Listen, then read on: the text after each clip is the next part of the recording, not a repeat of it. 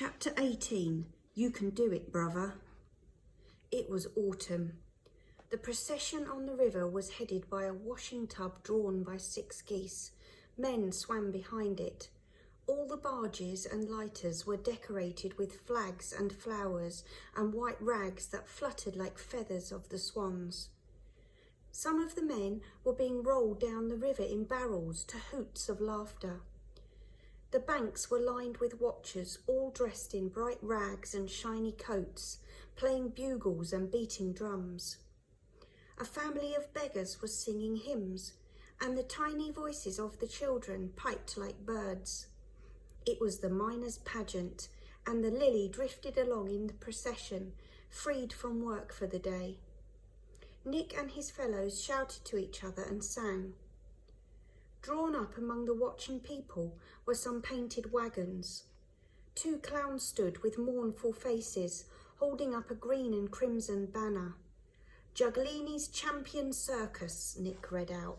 What's a circus? Jim wanted to ask but wouldn't. The showman's family came out of their wagon to watch. The man and the woman each carried a child, and older children danced round them. A boy of Jim's age did a handstand and waggled his feet at the barges. Jim waved to him and the boy dropped down, waved and swung up again. See, the voice at his head said, another brother, Jim. They're all over the place, ain't they?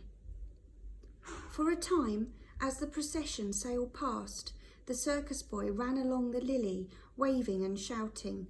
Come to the circus, come to the circus, he shouted, then fell back as the crowd became thicker. Jim cupped his hands round his mouth. I will, he shouted back. They were nearing another village. Jim stood up and strained to keep the boy in sight. He could hear the circus band, the roll of drums, the tooting of trumpets and trombones. He imagined he could still hear the boy's voice. The main point of the pageant seemed to be for the coalmen and lightermen to pull up at every village and visit the local alehouse. Grimy Nick lurched and stumbled with the rest of them, and his singing became louder and more slurred. He stowed his long oar outside the hold and laughed down at Jim's excited face. Want to go pageanting, do you?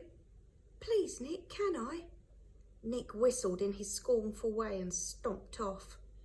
Jim watched him go, hating him. He crouched down by Snipe, fingering the rope around his neck.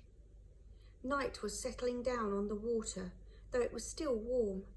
Families were gathered on the banks, and children were being called together by their mothers.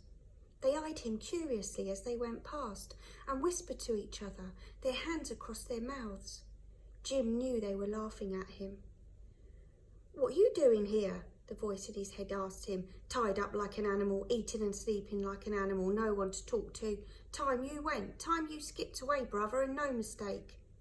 He stood up, and Snipe snarled at him. Jim thought about his lucky chance at the workhouse when he had decided to escape with the carpets, how he had leapt at it, how well it had worked. If he had managed that time, he'd manage again. His last attempt had been reckless. He jumped without thinking. He would be mad to think of taking a chance like that again. But this time, his thoughts were calm and steady. He wasn't going to leap at anything, but he was going to get away. He knew that. By the time night was out, he knew Grimy Nick would be in no state to know what was happening, and it would be Jim's perfect chance. He knew exactly what to do. While he waited, he lowered himself down into the hold and found some heavy chunks of coal. He carried them up to the boards and hid them. Then he found a small, sharp piece. He ran his hand along the edge of it, just right. He laid the boards down across the coamings till they covered the hold completely, except for the small hatchboard.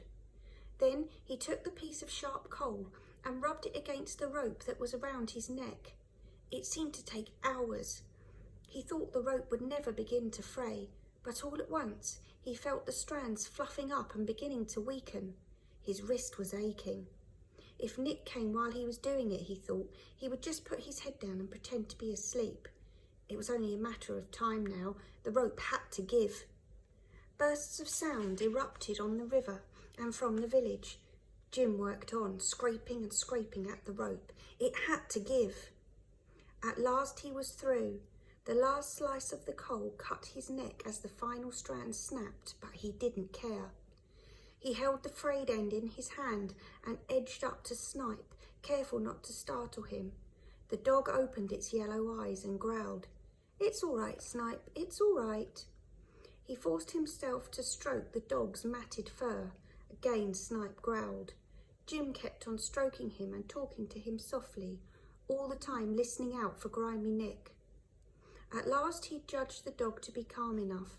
He slipped the rope around Snipe's neck and secured it. Good. Then he heard Nick coming back, singing and stumbling along the riverbank. It didn't matter. Jim had a plan for that.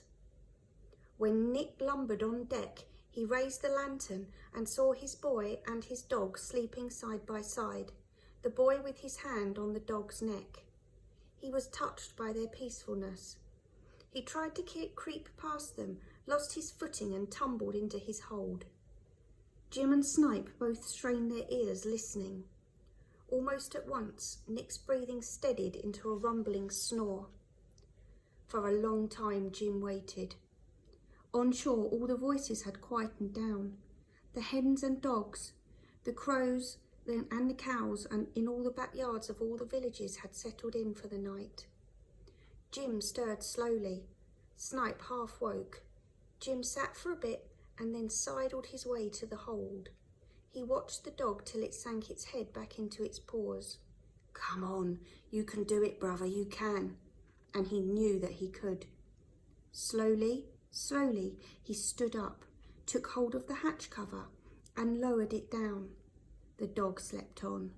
One by one, and taking what seemed to be an eternity over it, he lifted up the big chunks of coal that he had brought earlier, and without making a sound, he placed them on the hatch. He worked slowly and steadily, and still the dog slept. Then he straightened himself up. Nothing moved, not a sound. He crept over to the side of the deck, glanced quickly round at the dog, and with one swift movement, rolled himself off the boat and onto the riverbank. He righted himself and began to run.